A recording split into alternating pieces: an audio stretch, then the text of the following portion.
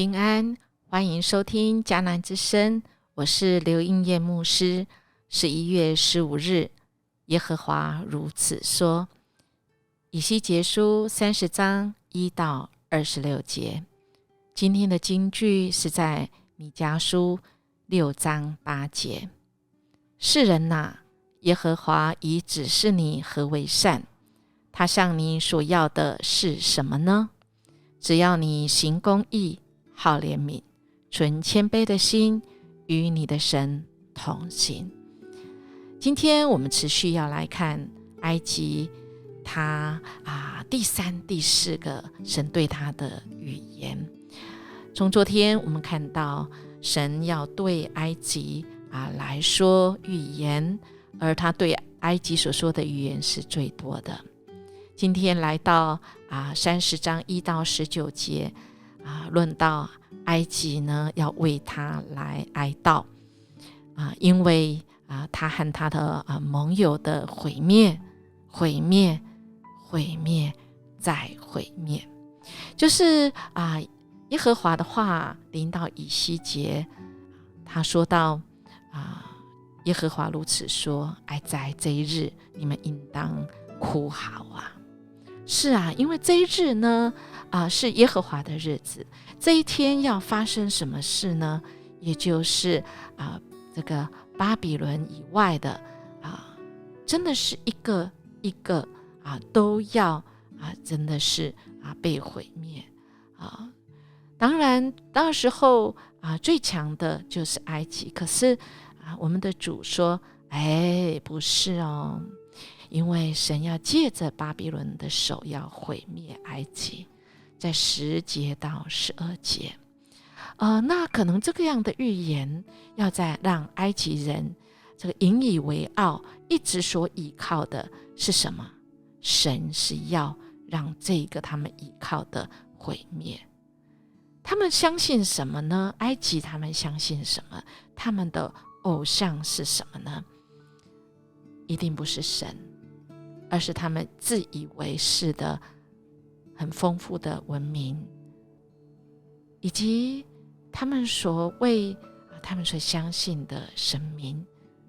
而我们的主都要说，这一些要像被折断的轭一样我们的主是要让埃及能够醒悟过来。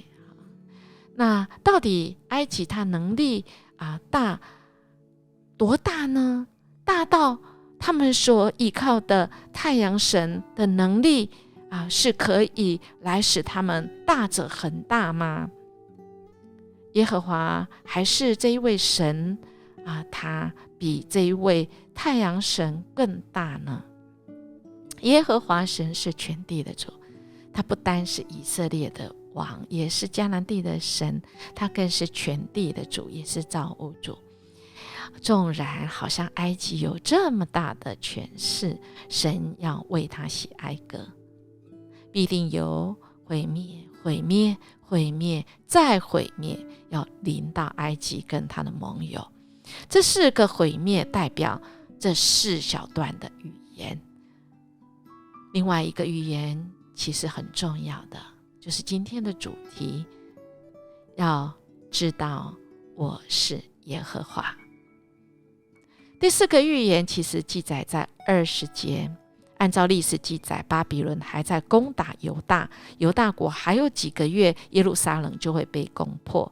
而这预言距离神要毁灭埃及的时间还有一段的距离。这个时候埃及要帮助犹大对抗巴比伦，但是巴比伦攻打犹大已经2年，埃及什么也帮不了，它只是一根芦苇的杖。这时先知以西结他发出第4个预言，意思就是必要将他有力的膀臂和已经折断的这些膀臂全行打断，使刀从他手中来坠落。亲爱的大家，在这个4个预言当中，每一个小段的预言结局结论都是停在这句话，就是他们就知道我是耶和华。神要列国知道他是耶和华神。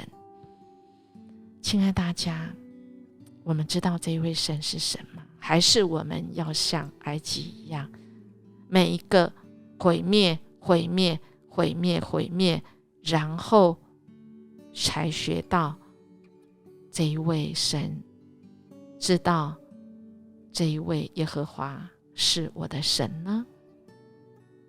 求主来帮助我们，我们真能够分辨明白这些不讨神喜欢的，不管是偶像，或者是这些骄傲，都会要变成空虚虚空。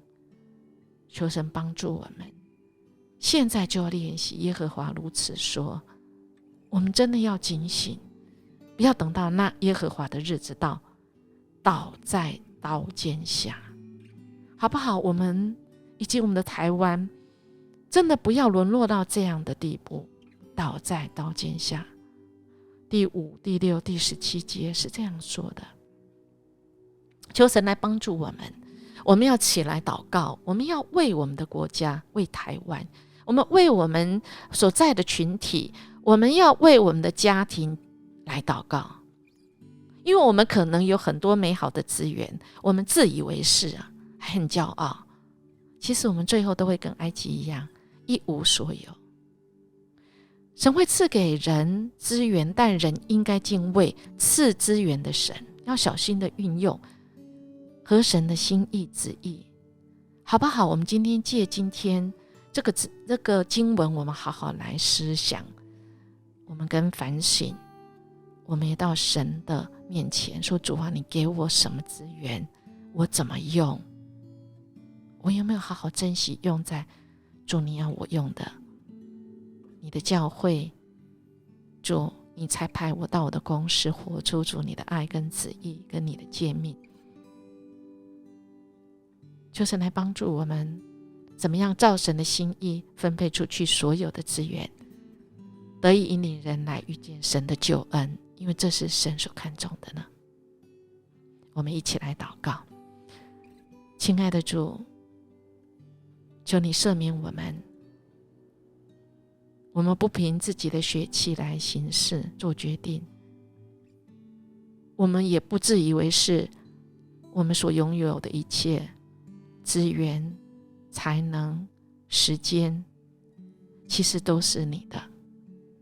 愿我们在这世上各样的挑战中，分辨出你的旨意，而且愿意按主你的旨意来行，来荣耀主你的名。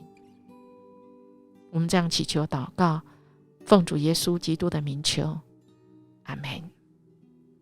音乐牧师祝福您，今天我们生活在谦卑与主同行的生命里，永远不以人的膀臂来抵挡主，而是让主成为我们的膀臂，胜过一切的挑战。